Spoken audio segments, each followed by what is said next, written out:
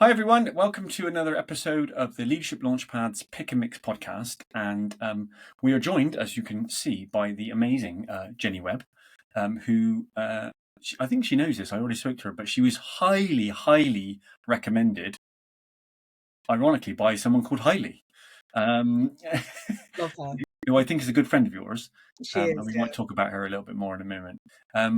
But yeah, so, Jenny is, oh wow, what is she not doing? She is a trust director for English and literacy, but she obviously is a teacher, she's a leader, she's an author, a blogger, and keynote speaker, all those sorts of things. And she'll tell us more about all those different things, as well as her, I guess we're calling it a company, are we, Funky Pedagogy?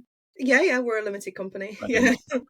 So yeah, let's get started. Jenny, tell us a bit about your kind of core role and what that means. Yeah. Great. So nice to be here. Thank you. And yeah, Hailey's an absolute inspiration / legend. I love her. We were literally on the phone yesterday. But I think yeah, my role, so I've been an English teacher for about 16 years. I was a head of English. I was an assistant head teacher for teaching and learning, then a deputy. I've done kind of SLT in 2 different schools. Ended my kind of SLT career last year at an amazing, just beautiful, outstanding school in Wakefield. And now I work as a trust director for English and literacy across Carlton Academy Trust, which is in West Yorkshire. So we serve some schools in Bradford and some in Leeds. And it's a joy. It's such a lovely thing. And I think it's one of those, I do miss being in one school all the time and the kind of camaraderie of just that one team. But I'm working in 3 very, very beautiful, just lovely secondary schools that are all really different, that have fantastic English departments who are dealing with lots of very different challenges but doing a great job. So it's a really exciting place to be. Actually, it feels like I'm having to use my brain in a different way. I'm having to kind of implement at scale and at distance for the first time in my life. So I'm not the one going around implementing everything and doing all the on the ground and checking. I'm supporting leaders and coaching leaders and guiding people through that process. My job requires me to be very much I spend a lot of time thinking and reading because my trust needs me to be the person who knows everything about that thing. So anything that comes out, I have to read that. Anything that is kind of being posited, all the kind of research that comes out, all the government papers, etc., etc. So like it's a really exciting role for me. Yeah. It's a very different kind of working because I've been very used to being an enforcer for a head teacher for a long time. Of course. So it's quite it's just a whole different shift. But yeah, I really enjoy it. And alongside that, I've run Funky Pedagogy, which is my business that I've been running for close to a decade. We've changed a lot over that time, and probably the second half of that 10 years, so the last 5, I always have to mark it with my current youngest child, who's now 5, because it kind of really took off in the pandemic for various reasons, which I'll talk about in a bit. But it's kind of that's a really fulfilling part of what I do. It's lovely to write, and I get to support people. I do lots of coaching for people nationally. I get to do lots of work with schools and provide lots of training, which I just love. So yeah, I feel very humbled that people still ask my advice and but I really enjoy that part of it. Like, there's nothing like jumping on the phone with the head of department somewhere else in the country and hearing that their problems are the same problems that we have in West Yorkshire, and being able to just be quite human and coach people through difficulties. So yeah, that's great. I love that. I mean, throughout the podcast, we'll try to pull out like key, try and pull out key, I guess, calls to actions or reflections for listeners, And the first one, I think, is that's really interesting, and I've experienced that as I move out of a school into a trust role, is that what got you to the previous position is often not what you need for the next position. Yes.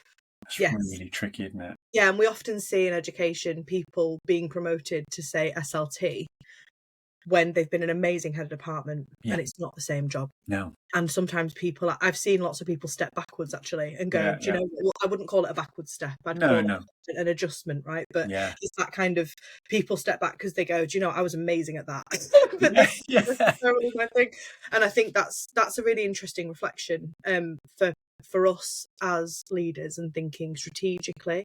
Like, we have to find ways of developing people and helping them feel like they can grow without always feeling like they have to take the next obvious rung on the ladder, because that isn't necessarily the way. And I think my route has been quite traditional until this point. You know, I went like, you know, lead teacher and head of department, blah, blah, blah. But actually, and you know, teaching and learning is very, there's so many people who do English who go into teaching and learning. It's a very, you know, it's PE to pastoral, isn't it? And, and core subjects, teaching and learning. So, you know, that's really a well-trodden path. But I knew that at this point in my career, I didn't want to be a head yet. That is something I probably want to do one day, but I've got a young family and it's not the right thing for me right now. So, but this role, you know, I've had to think really, really carefully about, like, is this something that I have the skill set to do, as well as my, like, you know, leading teaching and learning in one school, which is just, it's just so different. And I think that you have to think about it as a sector, really.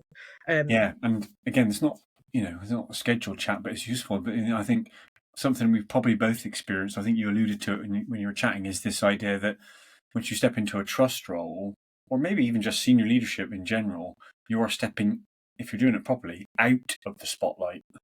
Yes. And I think we're going to talk a bit about that later, but it's super tricky. And that is so important, because you have really to learn that you are not the job and you are not the progress. And actually that if, you know, I would say that in one of my schools, most of the staff don't actually know that I lead reading, like as a strategic thing. Because actually, because I don't actually, you know, I don't lead reading in that school. The literacy leader in that school leads reading, and she does it bloody well. And most of the staff have no idea that I'm kind of the person that is behind her and doing stuff. But that's why it's successful, right? Because she's the person who's doing the things and she's being supported, and there's a safety net under her. Like, there's less likelihood that she's going to fail with stuff because we're not going to do things that are stupid. But actually, she is exceptional and she's developing and doing things I probably wouldn't have done. But actually, that relationship is really important, and I'm not forcing myself on her, and I'm not forcing her to run everything by me, and I'm not forcing her to let me be at the training. Like, I'm like, no, you do the training, great, you do the training. I think that we have to be willing to swallow our ego a little bit. You're absolutely right. I know I have a massive ego, and so I have to find other outlets for my ego. Yeah, we could have a fight, I think, for 100%. Ego size, me and you. What I was about to say as well is keep me in mind for a position at the Webb Academy, if it ever, you know, I'll take any sort of job. Brilliant. Well, let's jump into this sort of the structure. And so for those that are new to the podcast, we have a sort of a series of activities that we go through, of which Jenny's picked some stuff behind the scenes ahead of this. And the first one is a fast friends question, which is aimed to create connection, you know, between people. And the one that she chose first was, for what in your life do you feel most grateful? Tell us a bit about that. I mean, this is so cheesy, right? All the things we do really cheesy. I'm such a mush. But so I met the love of my life when I was 16. I'm married still. So we've been together for 20 years. And amazing. This year, 20 years. I'm married for 16, and he's an absolute rock. So there's a kind of, I think what's important for me is having somebody who is, and it, like, you know, everyone talks about people like, oh, they're so reliable, and they're so this and they're so that, and they're always there. Yeah, but he's also willing to tell me when I'm being an idiot, and can kind of there's nobody else in the world who can fully translate what is in my head. So like, I just talk absolute nonsense, and they'll go, I think, is this what you mean? Yes, that's what I mean. So some of the most pithy explanations of things that are in my books are 100% out of the mouth of Mr. Webb. Oh, hilarious! Because I'll just talk for like 10 minutes, and then he'll go, I think this is what you're trying to say. I love it. But having that really like analytical musician's brain, he's a proper creative, but also has a really he's just really widely read, really like interested in things. Do you know what I mean? Like, I love it. I'm very, very lucky to have a partner like that. What about the first date? What was the first date? I didn't really have a first date because we were teenagers. We were like in a youth orchestra. Do you know what I mean? We literally got together like on band camp Oh, to go on a cool. phrase. We were on tour in Rouen, in Normandy, when we were 16 and 17. So yeah, sat on the coach Amazing. together. That is so cool. Yeah. And what qualities would he have on his kind of, if you were going to make a profile for him, what would it be? He's an A-type personality, so very detail oriented. Okay. Cannot stand. So I'm a bit of a free spirit. So I've got really high standards, and I'm a bit of a perfectionist in my work, but only in my work. Yeah. Everywhere else, I'm a bit messy. I'm kind of like, let's just go with it. Yeah. Although I like to plan, but he's like, he directs choirs for a living, and he can stand in front of like an 80-strong choral society and tell them exactly where the tuning issues are, and he'll sort out their vowel sounds and their technique. Yeah. And he's got such insane attention to detail, like nothing passes him by. So there's you've got to, I think you couldn't have two of those in a marriage. I think it'd make everyone crazy. Yeah. So we balance each other out quite nicely there. I love that. Yeah, that's so funny. But no, he's just an amazing dad, super, super, super family oriented. For a long time did the lion's share of childcare. Yeah. Because his work was so flexible. We've managed to balance that out a little bit more now. But yeah, very quite quiet actually, weirdly. Measured. Yeah, very it's hard. I can't explain. No, that's great. Well, it's interesting, and of course, to pull a bit of to draw a tenuous link to leadership with that is, I think that if we've got the luxury, then we should be purposefully creating teams by putting different people together. I mean, one of the Launchpads talks about spiky leaders, rounded teams, and that we shouldn't be trying to round people off. We should be saying, wow, you are amazing at that. Please stay amazing at that. Yeah, and it's actually something we say quite a lot. We use a lot of American football metaphors in our house. Okay. Robert is a big Niners fan, huge American football fan. But we often talk about how we put our best players in the position on the field where they're strongest. Yes. And then that's important. And that idea that you should be able to flourish. Yeah. Rather than have to change yourself. And I think that some of the best advice we ever got before we got married was the priest who married us, Dr. Simon Jones, who is just an amazing, amazing human being. He said that in 10 years we'd be different people. Right. And that the only way it works is if you allow each other to grow and be generous in your heart about that person growing. So it can't be you're not the person I married. That's crap. The person I married, we're both we got married at 21. So of course we're not the person we married. That was 16 years ago. We've got 2 kids and another one on the way. Our life has changed completely, but in a wonderful way. But the point is he's got to be able to go and play on the field in the place that's right for him, and I've got to be able to, because that's how everything works. Do you know what I mean? Yeah. He never looks at, because I'm bonkers and I've got ADHD. Yeah. And he has never ever once in my whole life made me feel like I'm too much. No. Or what I'm doing is the wrong thing, or that my instinct is wrong. And actually, I hope he would say the same thing about me. Do you know?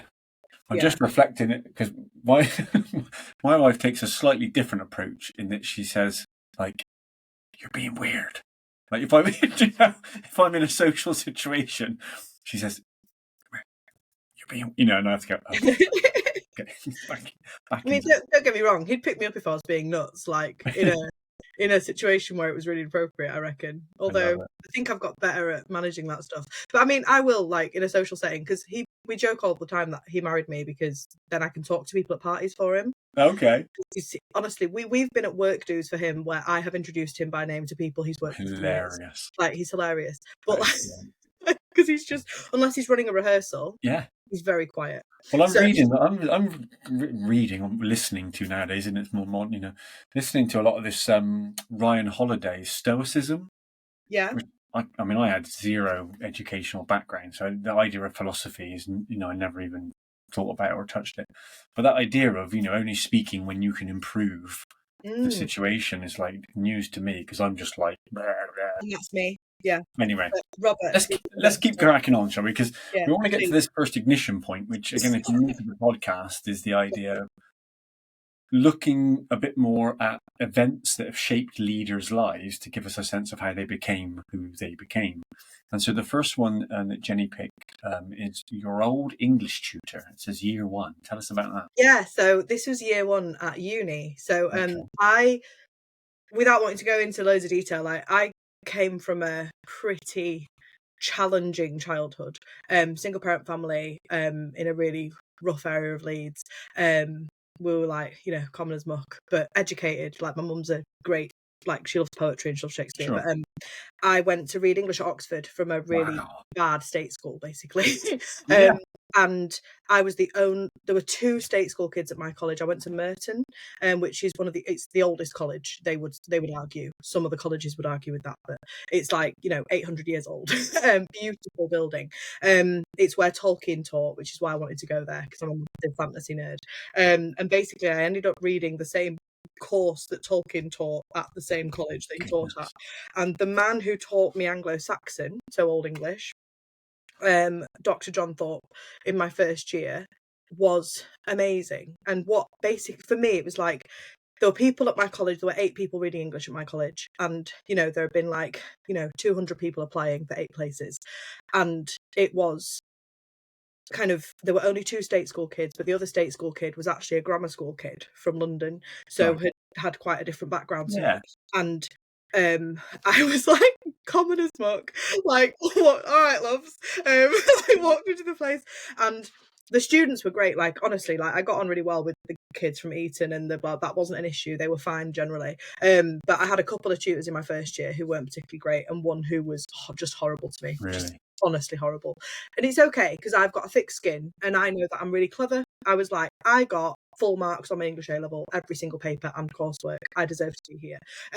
But like, that was difficult. But John Thorpe, who I really hope that I managed to get in touch with this man at some point, because like, he wasn't that old at the time, and I really want him to know what he did for me. But he's not on social media because he's a medievalist, and he just room. That man single-handedly kind of got me through that first year, and was just amazing, because what he did for me was, where, I don't know how familiar you are with kind of essay writing and stuff, but I'd been like a state school kid who wrote really good essays for a state school kid.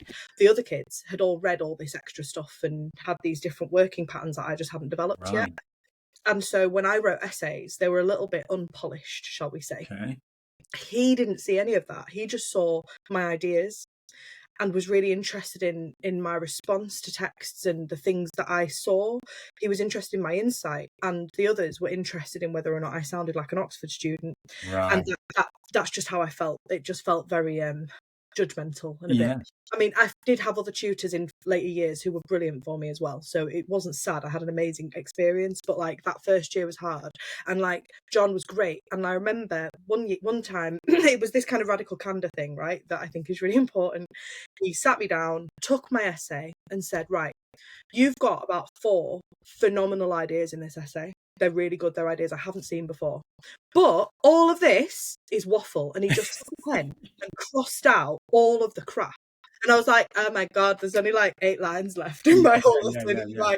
And he's like, but what's left is brilliant. And I was like, okay. But that was such a turning point for me. And like, really, what it's really taught me is this thing that what you need is somebody who will establish a good relationship with you first, so you feel safe with them, psychological safety, all that stuff, like, really important. I didn't feel like he was doing it to humiliate me. He didn't do it in front of my tutorial partner. He did it one-to-one. And it was so clear what he said, and he demonstrated it, and was also kind of, it felt so much like he was trying to pull me out of this like maze of rubbish that I had in my head and show me the way. And actually, from that point on, my writing got better. Like, it didn't immediately happen, but I genuinely valued that piece of feedback. Like, I will never forget that meeting in that room. So yeah, and I think I take from that as a leader, like, that idea that you literally, it doesn't matter how much you like someone, you have to be willing to tell them the truth. You have to be willing to kind of and do it with humanity, and do it with sort of generosity of spirit and stuff, but recognize that clear is kind doesn't mean, just tell people horrible things. Like, it means telling people things with a genuine intent that you will help them improve, and that's Yeah, the point. You know, he could have just very happily let me continue on, and of I'd have course. got a third or a 2-2 or whatever. Yeah. I did really well in my finals because he set me on a path that none of the other tutors apparently in my first year were willing to set me on, and it was No. almost like they were just scared of addressing it. Yeah. But he was great. So yeah, that was a really important moment for me. Oh, that is cool, isn't it? Yeah. And again, for those that are listening, I'm sure they can recount somebody in their past that has given them what was slightly uncomfortable at the time, but then led to, a fundamental shift. There's also something really interesting, I think, what you mentioned earlier about potentially as leaders, us having to see past some of the superficial weaknesses in people if there's a strong core, 100%.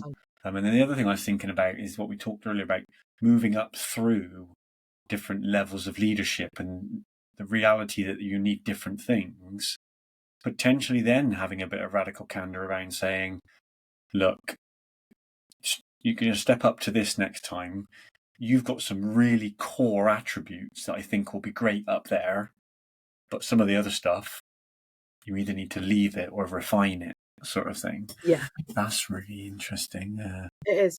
And I think with that, like, you know, the difference between being a head of department, for example, in English, Yeah. which requires quite a lot of grit, but a lot of like on the ground Yeah.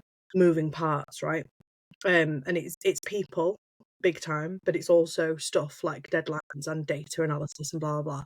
You're basically all things to all people. You've got to do Of all course. sorts of things. It's mad. The further up you go, the less of that kind of granularity there is. That's it, yeah. And you have to be able to see the wood for the trees. Yeah.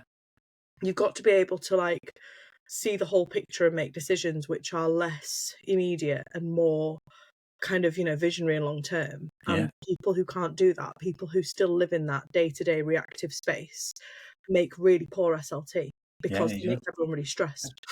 They You know, can't. and You need SLT to stand back and go, have you considered it like this? yeah, Or let's just work through what's the worst case scenario if that thing happens. Because sometimes the middle leader needs the SLT line manager to go to help them think through, like, and realise that this thing isn't actually that bad. yeah, Or it's okay if this thing gets dropped because this thing over here is the priority. yeah, You know, yeah. there are moments where the people I work with and coach, they suddenly something clicks with them and I Yeah. haven't had to tell them, and they've just Yeah. go, this happened and I've decided to do this, and I go, why did you do that? And they'll tell me, and it's like, you've got it, and Oh, I didn't have to tell you. And it's you just looking at the situation, deciding to prioritize and be sensible rather than feeling like you have to do it all, because that is the everything. difference. It's deciding what to Yeah, leave. exactly. Brilliant. Well, let's move on to the next bit, which is the first of the kind of launch pads. So again, for those that are new, Jenny's picked 2 launch pads that particularly resonated with her. And what I'll do is sort of share the screen so those that are watching can follow along. And I'll just describe basically what I was thinking when I made it. And then we'll ask Jenny why it resonated with her. And so, you know, this kind of tagline of keeping your eye on the prize, or beginning with the end in mind, or all those sorts of things. When I was thinking about this, it came up with this sort of, it came about because somebody said to me, oh, Chris, what do you think of this? Which is a kind of everyday question, isn't it? You know, how good do you think this is? Oh, it could be anything. It could be a teaching and learning framework. It could be whatever. And I started thinking, well, I don't know what the goal is. So in this idea of, so do you think that will work as a question? My response would have to be, well, it depends what you want. So it's almost that sort of, until I can evaluate something, I need to know what the goal is, because that's what I'm going to measure it against. Yes. And I thought that was fascinating to me, because I don't usually do that, because it would seem like a slightly awkward response. I don't think people are would be quite ready for that. You know, if they said, "Oh, Chris, what do you think of our, I don't know, learning walk process?" I say, "Well, what do you want to get from the learning walk process?" They might go, that sort of thing. But it made me think about the fact that we should potentially begin with the end in mind. And if we don't do that, we potentially, cause some issues along the line. So the first one would be in sort of strategy selection. So if we don't know what the goal is, then there's a danger that we might pick the wrong things to get there, and so that obviously has a knock-on effect to all those. And then I started thinking about kind of, obviously, if you've chosen the wrong strategy, in a more granular way, you're then picking potentially a poor theory of change or kind of ineffective actions. And I know we've got another common friend, Sam Gibbs, who's another blindingly great English teacher, of course. They're all Hailey and that all clubbing together. And I think Tracy's at Goodyear is English as well. English is just, It's the way forward. I think we should have focused more on English when I was a kid. Mm. But, we talk a bit about one of the things, potential trickiness we're in at the moment, in the sector, is people's theory of change about professional development, in that, it leans heavily on knowledge. Give someone some more knowledge and then they will be better. Now, of course, that's assuming that knowledge is the end goal. And so that idea of being really sure about what you want at the end can help you do that. And then, if at any point during, let's say, an implementation process, you were, unsure of the end goal, you may be making tweaks along the way that actually move you further away from the end goal. And that's tricky. And so ultimately, I was just thinking about, I need to be more brave about asking people, well, what do you think excellence looks like, before I'm able to evaluate something. But why did it resonate with you, Jenny? Well, partly because I've never called it this. I've never called it keep your eyes on the prize, but I do talk about the problems we have with short-termism in schools, particularly because actually our goal in education isn't a short-term thing. It's that we can go, oh yeah, we've nailed that.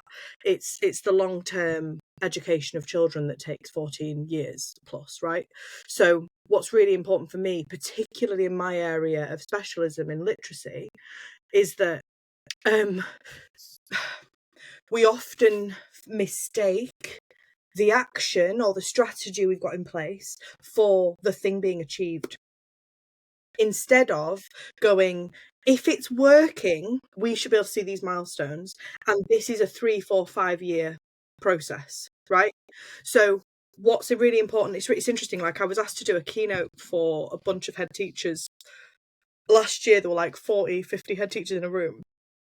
And the person who had booked me said they want something on leadership of literacy, but they did reading last year, so could you do something on writing? And I was like, they've done reading, have they? I can tell you right now they haven't. So I basically did my talk on, you think you've done reading, but you haven't. And so many of them spoke to me afterwards and said, can we have a chat? And they're lovely people who are doing an amazing job in their schools, but fundamentally, like, what putting a reading program in place or putting a phonics program in place or doing some tests is not the same as having an effective literacy program and the end goal, children being able to read before they leave, right?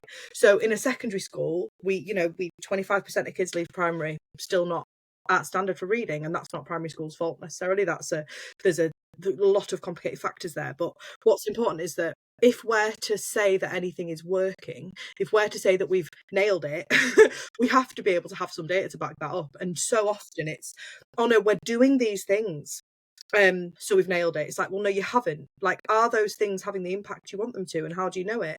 And what are your milestones? And have you mapped it out? And where do you need to be at the end of this year, at the end of next year, at the end of the year after? Like, all of my the way we work in our schools is we literally have like targets for every year, and they're realistic but ambitious. It's kind of, but the goal is that no child leaves Carlton unable to read. And this year there'll be some children who leave unable to read because we're a year in, right? And I can't fix year 11. So it's not done, is it? Currently in year 11, I don't have the time. So it's a kind of, what's important is that we really understand that in education it's very, very easy to be super performative. It's really easy to say, look at our beautiful template for teaching and learning, or look at our wonderful marking policy, or look at this vocabulary teaching approach that we're all doing. It's like, yeah, but doing it isn't the end goal. Yeah. The end goal is that children have got a better vocabulary and they're using it and it's coming out in their writing and their speaking and their outcomes. So if you can't trace it all the way through to there, then you're not doing it. So I think it's deciding what the prize is. And so much of what we do, particularly in teaching and learning, I would say, and kind of my areas, is it's like, well, I've got this beautiful curriculum, or I've got this beautiful. It's like, yeah, beautiful curriculum, great, but is it being implemented? And is it having an impact? Well, Because that's so funny, two isn't things are it? different. I was thinking then about how a really common thing, in professional development is this idea that the success criteria is the completion of the professional development. Like, how good was it? Yeah, everyone turned up. No. It happened. It happened. We did No. it. Oh, they enjoyed it. No. Did it improve? And you could go as far as students, but one step back. Did it improve the teacher's classroom practice? Because if it didn't, then it wasn't as good as it could have been. But even if it did it improve student outcomes? Exactly. That next step, if you really wanted to be ambitious, you'd say, Chris, what do you think of our PD program? Well, is it improving student outcomes? Yeah. Because I think that's the interesting thing, right? So there are so many things that people will. So someone could pick up my literacy program that I use in my schools. Sorry, it's not just mine, but co-created, but very heavily influenced by me, in our schools, and just plonk it into another school. Our program is world class, right? I believe it. Like, the impact is astonishing, right? But you could plonk that into another school and it wouldn't be as good necessarily. It might be, but it might not be, because it's about how well it's implemented. It's not actually the actions you take, it's how effective they are. And I'd rather have a slightly mediocre program implemented incredibly well than a brilliant program implemented poorly, because the first one will have more impact. And it's interesting. I did a talk at the Teaching Learning Summit at Eton for In a Drive a couple of months ago, and I was talking about this, the fact that we so often lose sight of that thing at the centre, which is the child, and and not just the child in a fluffy way, but the child in a kind of, the point of education is to affect structural change in a child's brain, right? And how has that got anything to do with the front cover of the booklet we made for the science curriculum, right? How is that action having a direct impact on that child? And it's not that it's not important to have beautiful resources, but it's that kind of like, we fetishize the things around the child. Yes. And don't often look enough at what's happening for the child. Yeah. And that's the issue. So, like, I don't want to have a single child in my school that I don't understand in terms of their reading progress. I want to know where they all are, and I want to know that not a single kid is going to slip through the net. And it's not good enough to say, well, we have this many children on this intervention and this is what we do, and they all like it. That's not the same as we are ensuring that children actually have impact on that program and they can read. Yeah, that's so great. So many takeaways in there, and I guess as I said, as we go through, it's worth picking those out for people to reflect on specific. For leaders listening to this, how clear are you on the prize at the end of each of the projects that you've got, and and how are you measuring stuff is another thing I think people need to think about a bit. That's so hard as well. It's one of the biggest things that comes up when I'm coaching people, right? I have that conversation, and often the thing they want to measure is really hard to measure. Yeah. And sometimes we've got to force ourselves to be comfortable with the fact that we might never know for certain that the thing we did led to that thing. Exactly. Yeah. And it's okay if all we can ever do is work with the best bets and do things really well, and then measure everything we can and hope, right? So like, I can't guarantee you that thing that I did over there has actually taught that kid how to read, but the fact is they couldn't read before and now they can. But it might actually be something more like, you might not be looking at something. I love reading age stuff because you just do a test and it's imperfect, but you can see. But let's say it's like, English curriculum, and it's to what extent do kids appreciate, I don't know, sonnet form or something, right? That's going to be my, how do you measure that? That's mad. Like, even the best assessment writer would struggle to measure that. So, like, it's going to be things like, you've got to commit to stuff like, right, well, I'm going to find out by looking at assessment data, yes, but I'm also going to look at the quantity of writing they do in their books. I'm going to speak to students, I'm going to speak to teachers. So I'm going to get, like, a range of different kinds of data and be able to say, from all these different data sources, I'm going to say with confidence that what we're doing is having an impact. Yeah. I can't guarantee that thing has led to that thing. No. But, you know, it is, yeah. And it's frustrating to me. Some people, I mean, I don't hear it very often, but I had definitely heard it where people say, well, you can't guarantee the link, so let's not do it. And it's like, whoa, hold on. Yeah. Like, that's silly, isn't it? Way to go either.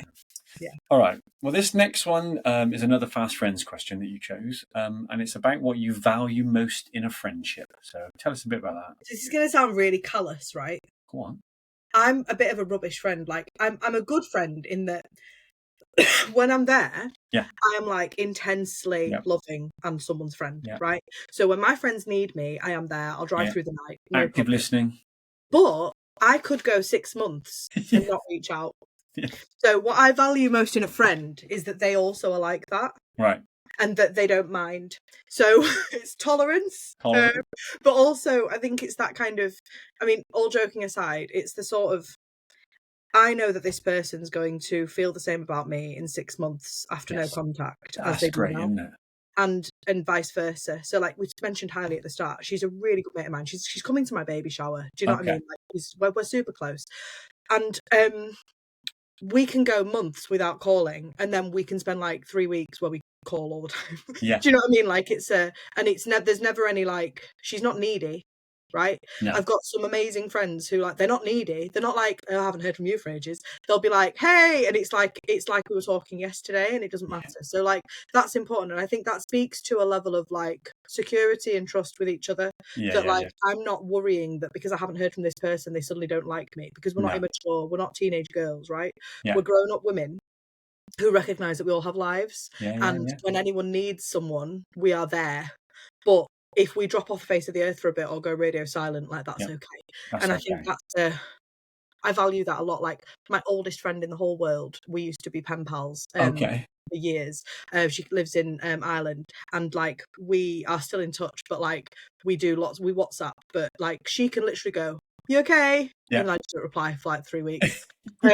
Never judges me. Like, do you know what I mean? It's that kind of, and vice versa. Like, you know, it's a similar, but I value that, especially because I have ADHD and I forget things and I miss details. So I've got two things. One's a bit light-hearted, and then I'll draw some serious links. So I've got to show you something because this will make you laugh.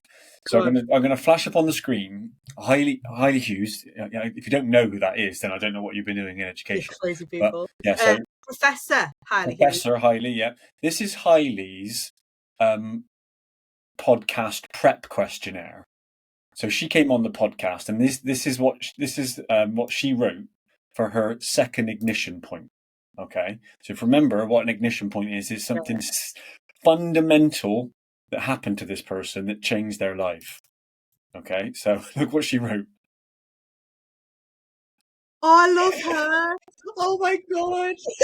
Literally she said that was the thing. And for those that can't see that, it says meeting Jenny Webb. Honestly, I adore her. Like, I've got, where is it? Look, literally on my pegboard, a card from Hailey from this year. And so that made me laugh. And of course, I was thinking to myself, you know, I mean, I've seen you online, and I was like, I need to meet this person. You know, like if Hailey Hughes says this, you know, anyway. Oh, she's ace. The more serious one, I think, which is useful. Again, we keep coming back to this idea of moving up layers of leadership and potentially not being able to rely on close relationships as much.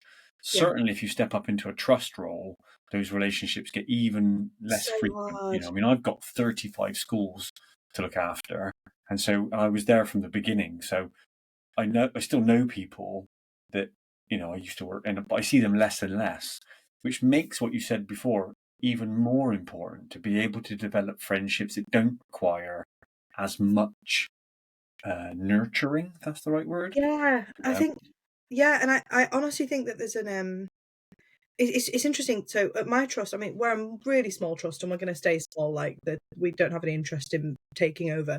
And I think that for me is great. Like I had an opportunity to move to a much bigger trust, and before I took this job, and was not interested. I was like, I don't know how you can even function. It's amazing what you guys do, and I don't want to like. I know lots of people who lead English in big trusts, and I'm like. Sure. It's crazy, Okay. but like 3 schools is enough for me.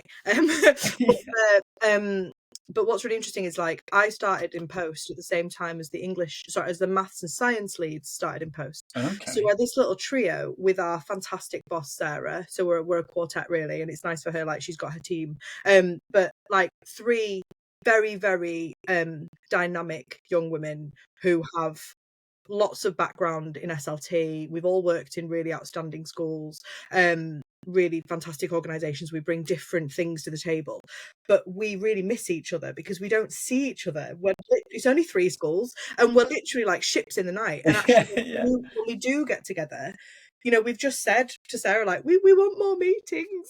Like, we really, because having that ability to reflect together is really important. And I think it's not just, I would say that the kinds of friendships I have at work and the kinds of friendships I have outside of work are different. There are some people that I've met through work who are genuinely brilliant friends. Like, you know, my last head teacher, Anna, is just an absolute goddess. She's amazing. And whenever I see her, it's like we saw each other yesterday. She's great. Yeah. But like, and we don't work together anymore, and we're still super close. But like the relationships I have with those women at work, like we don't know each other that well yet. We've worked together for a year, but we don't see each other every day. But they are phenomenal, and the connection I have with them is great. I wish I had more space for it, because it would make me better. And I think the thing I really value at work is having peers who can challenge me, peers who can give me a strong alternative, because I'm quite a dominant figure in terms of like, I'll be like, no, this is what I think straight away. And I need people who will bounce with me. And that's an important thing. So that's one of the reasons why I value highly. And like Zoe Enser, for example, is always great for a chat. Like she's quite close by. Like I need to find people who are also English specialists. Nice. I think there's potentially a dark side to that as well. I think around if you're a leader that has infrequent contact with other leaders, you need to be mindful that every time you do have contact, it's either a withdrawal or a deposit. You know, to go to kind of Brene Brown's Marbles or Stephen Covey's Emotional Bank Account, that sort of thing. I do, love her. And that's quite a responsibility. Like if I think about, you know, to give you an exact example, I work in the same office as my CEO. So I have lots of contact with him, whereas my wife also works in our trust and she has less contact with him. And so in that way, he's got more of an opportunity to make a withdrawal with me because he's got more opportunities to make up for that. Whereas you might see her once a year. And if that's not a deposit, then that's a missed opportunity. And I think so as leaders who see people infrequently, we shouldn't underestimate the value of every single interaction that we have with people. Yeah, it's a really good point. And I think that's it is important as well, because like it's that kind of, how do you balance your time across your schools, and how do you balance your time with the people who need you? And it's not that they need me, like they're not losing their minds without me, but they do need. But they are entitled to the kind of support and the kind of thinking. It's a thinking partnership, isn't it? Like it is.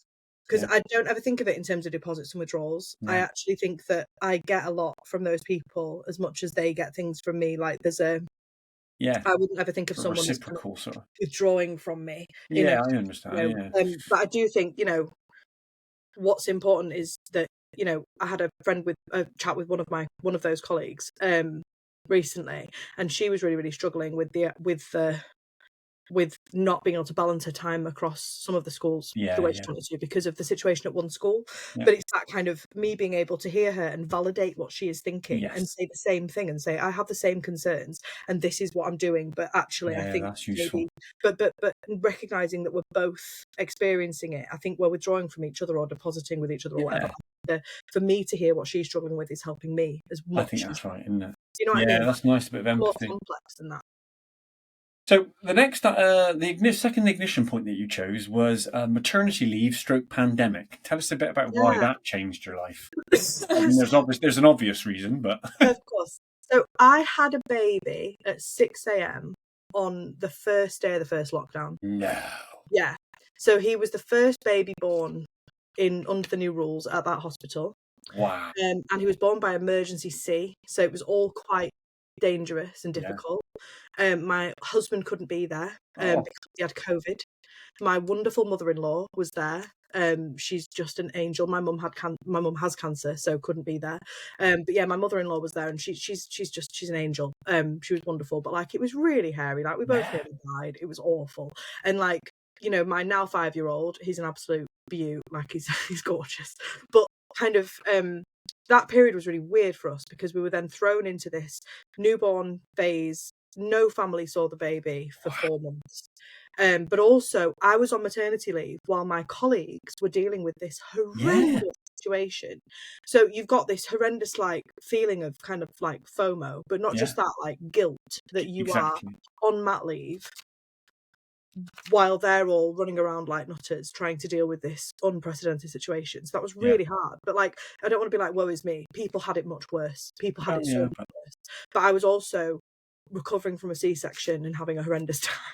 And like my mum wasn't there. It was awful.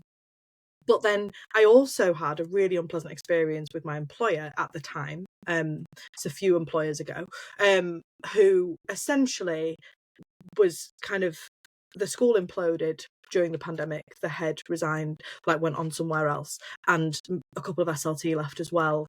I had been kind of, I'm not going to say promised, but encouraged heavily not to apply out before this had all happened because something was coming. Right. And then I wasn't even shortlisted because nobody was there who had. It was honestly hideous. So I was on mat leave. I was feeling really self-conscious. I was dealing with all the like post-baby stuff, and then felt like I'd been completely betrayed and lied to by an employer that I'd given so much to, and they were hideous. Honestly, it was just so bad. The head they appointed didn't even last 10 months. Like the man that made the decisions to kind of sideline me. It was awful, and I was like, I've got quite thick skin, but it's really difficult to accept something like that when you know you're bloody fantastic at your job. Oh, yeah. Like there are lots of things I'm not good at. There are lots of yeah. a bit of a nightmare at, but I am an exceptional teacher and leader. Like I know that I was really good at what I was doing, and that the staff supported me, and that they were upset to see me go. Do you know what I mean? And I moved on basically. But during my maternity leave, I kind of channeled all my fury, because I have ADHD. I channeled all my like devastation into starting my CPD platform. Right. Which was so weird because all these teachers were like not in school, and they didn't have their like network or their support system, and they were kind of lonely and sad. And I put on like we'd planned to, the American football team my husband plays for, we'd planned to do a fundraiser, and then it had been cancelled because of the pandemic. We were doing it for an amazing charity called Copperfield, which is a breast cancer awareness charity, and they're brilliant. And we were going to do this fundraiser. It was all cancelled, so I went, right, I'm just going to jump on Zoom and do a webinar on how to teach English literature on my first book, for anyone who wants to come, and I'm going to charge £4 on Eventbrite for a ticket, and then hopefully I can then make the money that we were hoping to make, 400 quid in our fundraiser. And I had 100 people maximum size on my webinar, and I was like, right, let's just see what happens. And within about 2 hours, every single ticket had gone. Yeah. Because everyone was on Twitter and everyone was lonely and bored. Yeah, of course they were. They're like, 4 quid, sign me up. Yeah, it was great. And so it turned into this thing where I charged £5 for tickets and put 50%, during the whole pandemic, I donated 50% of everything I earned to charities, various charities. We raised like over 20 grand. Oh my goodness. For various charities just during that pandemic, the first lockdown. And like did all these sessions, and they're all still on my platform. Like, there are all these recordings of me, like literally sometimes breastfeeding, Really? So on because I was recording and my husband had just bring the baby in, and I was Yeah. like, "Guys, There you go. it's cheap CPD. Like, this is." Sometimes I had a cocktail in my hand. I It was love. like every week, and people came, and it was this like cathartic community thing, and so many people. Like, I put on a session up for grammar, and I had something ridiculous like 400 odd people live, and 900 had bought a ticket. It was insane, like honestly mental. But at the time, all I was getting was feedback from people saying, "I just love the feeling of connection." Right, and the feeling of just normal people talking about Yes. teaching, and it was honestly just the most incredible period. Like, there were so many highs and lows during the pandemic, but it was like this lifeline for me that just kept me feeling sane, because I wasn't in school, I wasn't fixing any problems for anyone, I was looking after this beautiful baby, but like kind of isolated from my family, which was really hard, and it honestly just kept me alive, I think. Yeah. But also became this thing that after the pandemic has become a much more sustainable model. But like, it's something that I've continued to do and it's grown. But it kind of showed me that kind of following my gut and going, this feels like the right thing to do right now. And then just having a go. And also being brave enough to put something out there when it's not this polished, professionally recorded thing. Nice.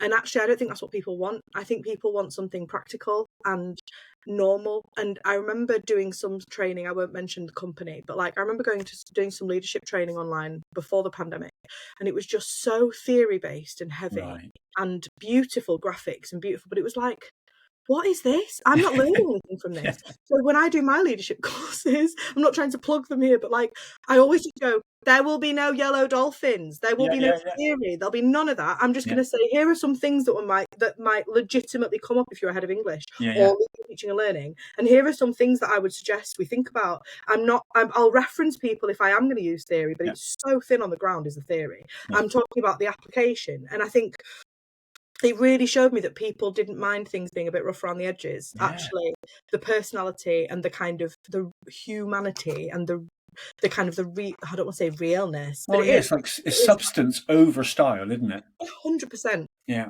that's what it is. Yeah. Obviously, I wore massive earrings for all the recordings, so there was style.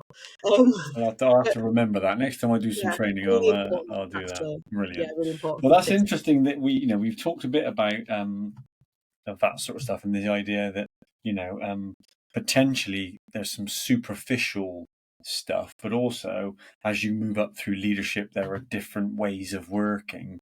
And so the second launchpad we're going to talk about is this idea, I guess, that pushes against leaders thinking that they are the thing, And so when I was, this probably comes from lots of different sources, but, Simon Sinek's Leaders Eat Last, all those sorts of things. I was reading a book at the time, which basically I was surprised by the amount of really seemingly high profile leaders in organizations, Peter Drucker and all these people in business, who, when they're interviewed, talk about how little they are in the spotlight. And so this idea of successful leaders often strive to make themselves progressively unnecessary. And, and I had the luxury of growing up, so to speak, in education from NQT all the way till 9 years with Sir David Carter as my boss. What a It joy! was dream. What a man! I mean, it Love was him. crazy. Yeah. And so I remember him talking to me about kind of Jim Collins and level 5 leadership. And the thing that's resonated with me was, it's not a direct quote, but it was something around, you'll know you're a great leader if the things that you implemented stick around after you leave. Yes. And that was, for me, was a massive thing. And so I just kind of pulled some ideas together, really, in that, if we were creating individuals that didn't need us, we could think about the obvious things like improving their expertise, so developing knowledge, experience and skills will mean that they don't have to keep coming back to us.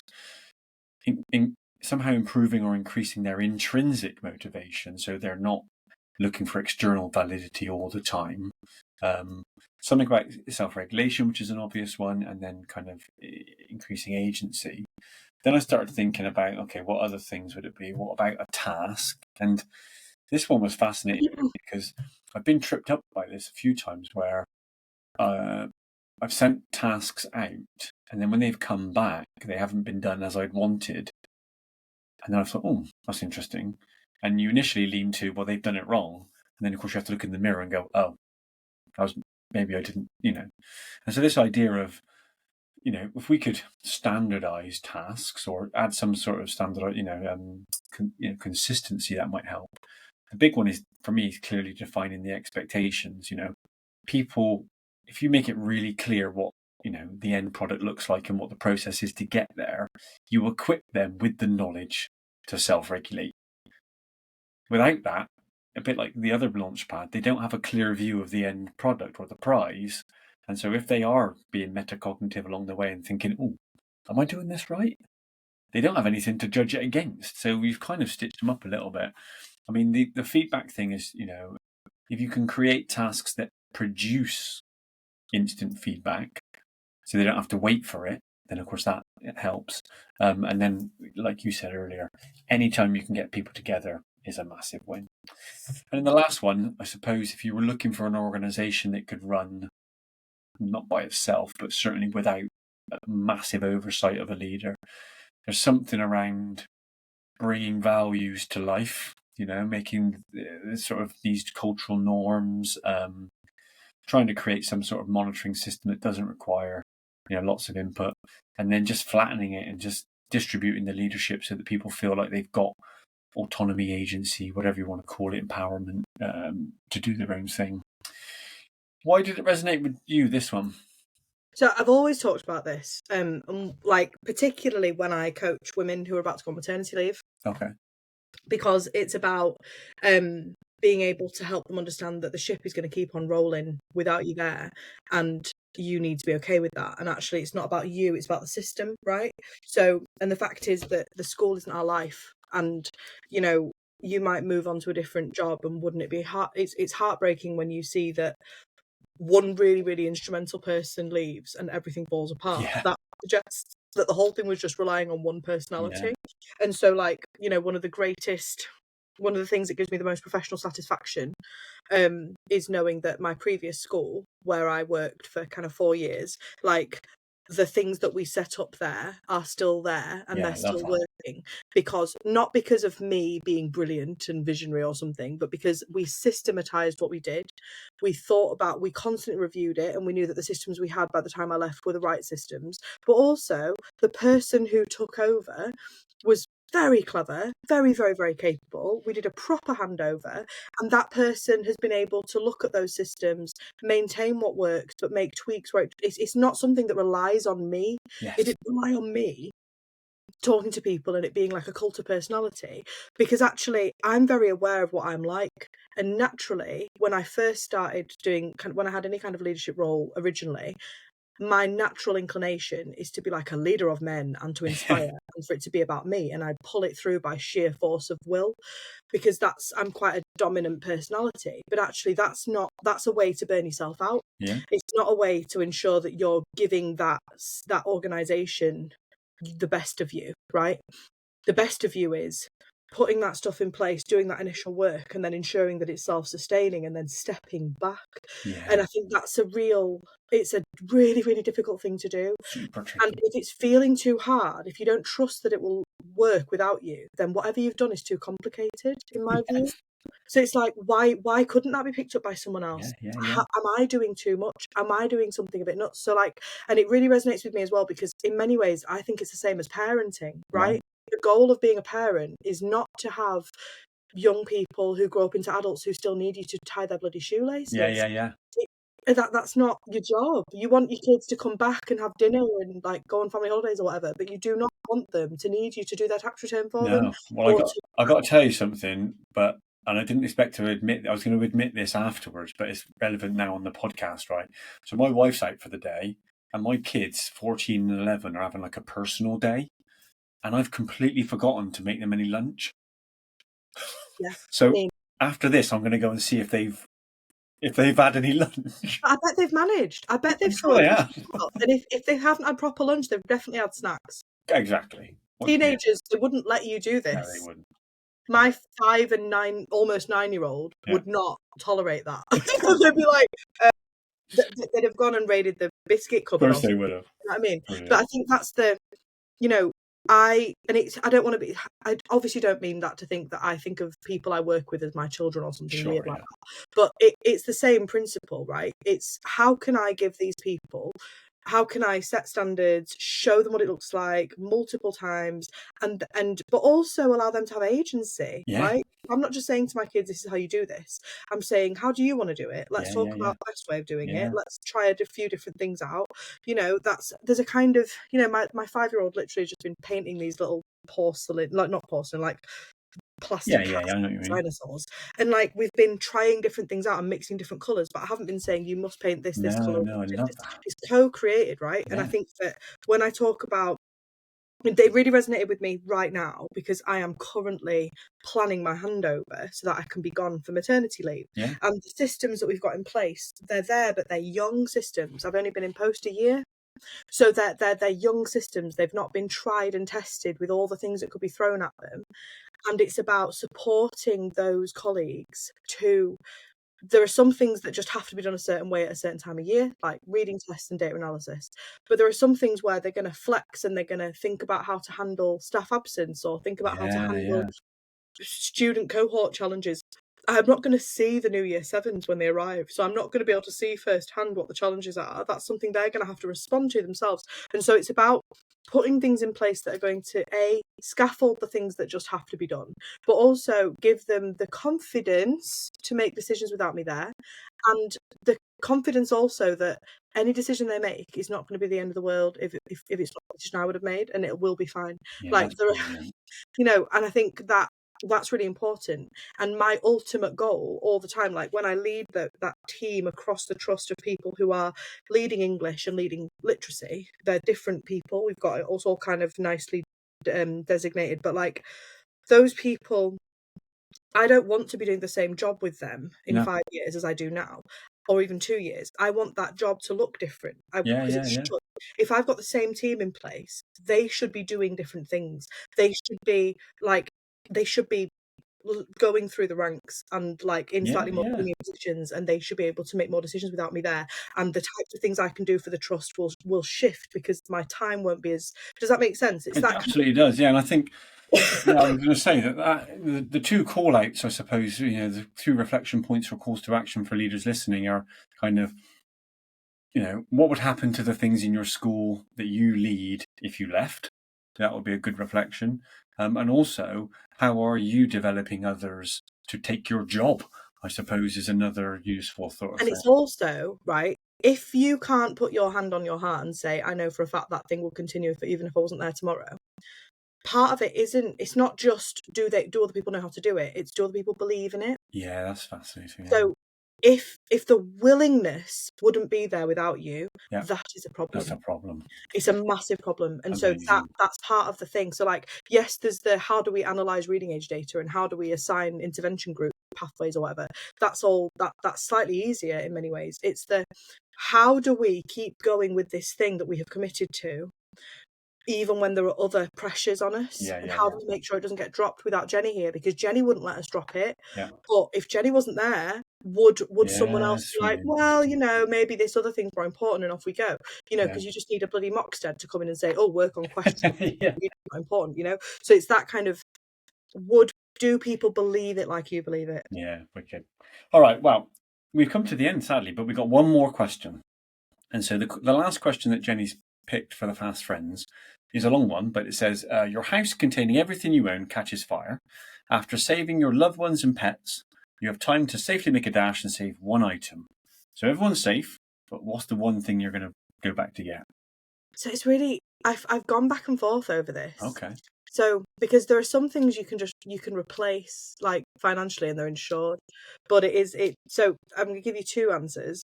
So the first one that jumped to my mind is my bassoon, which is bonkers. We talked about that, yeah. Yes, we talked about it at the start. But so I'm a bassoonist for my sins. It's like a beautiful instrument. I've played it since I was a teenager, and that instrument is really special to me. That's the instrument I did my grade 8 on. It's the instrument I did recitals on at university. Like, I've played that instrument for years, and I've had it for 20 years, like more than 20 years, 24 years, I think. So it's a huge part of my life, and it's a battered up old thing. I'm looking at it now with like like some bits of elastic holding it together, and Love there's like it. a bus ticket / cellophane like fix as well that my bassoon teacher did for me years ago. So like it's a much loved instrument. Yeah, nice. I could replace the bassoon. Okay. I could replace it. There are like I could buy a new bassoon and it would be okay. Like Sure. it wouldn't be the end of the world. That bassoon is particularly like, Yeah, special to personal. me. But I do have in the house a couple of paintings. So my dad is the youngest of 7 siblings, and Okay. they're all amazing artists and musicians. So my dad's a phenomenal musician. But like his oldest brother, Steve, is an incredible artist. So has done a range of really he works in oils, Okay. but absolutely beautiful. But he's almost completely blind now. Wow. And I've got 2 very, very beautiful oil paintings that he's done. That he does like trees, basically. Sure. They're amazing. I've got 2 of his paintings, and he's really old and really unwell and blind. Ah, So they're really special. They yeah, couldn't of be course they replaced. are. And Yeah. one of them was given to me this year by my other uncle, John, who had it literally above his bed as Right. he died. So it's quite a Oh, that yeah. those Wow. paintings And lots were of memories tied up in that one. absolutely, and they're gorgeous, and I think there's a vivacity and wildness to them, and like my Yeah. uncle Steve was just is just absolutely bonkers, like one of those crazy uncles. But in I the mean, they're all best, not, all of them but in the completely not. best way. Yeah. And Yeah, you but in the best certainly can't replace that, could you? no, no. No. Well, thank you so much for coming on. Yeah, what a joy. It's been This cannot lovely. be the last time that we speak. I'm going to be picking your brains forevermore. Yeah, definitely, How anytime. can people connect with you and with Funky Pedagogy? Tell us a bit about that. So we've got a website, funkypedagogy.com. I have an amazing partner in crime called Gemma Molyneux, who does all the admin stuff, but also is she's just an amazing English specialist who also is a great collaborator. So she supports lots of people who email the site. So if you Okay. email the contact, you'll get Gemma or me, but mostly Gemma because she's better than me. So you can get in touch with us through the website. I am on Twitter for my sins, trying to move away from it, but it's very hard. You can find me on LinkedIn as well, Jennifer Webb. Amazing. And yeah, I mean, I live online, so Yeah. Well, I mean, I'll put all the links, in the chat. And again, if you've enjoyed the Launchpad stuff, then connect with me and grab the book. And there's a website going to be coming out soon. some great stuff in here. So that would be cool. So yeah, thanks to everyone for listening. And I'll see you at the next one. Thanks for having me.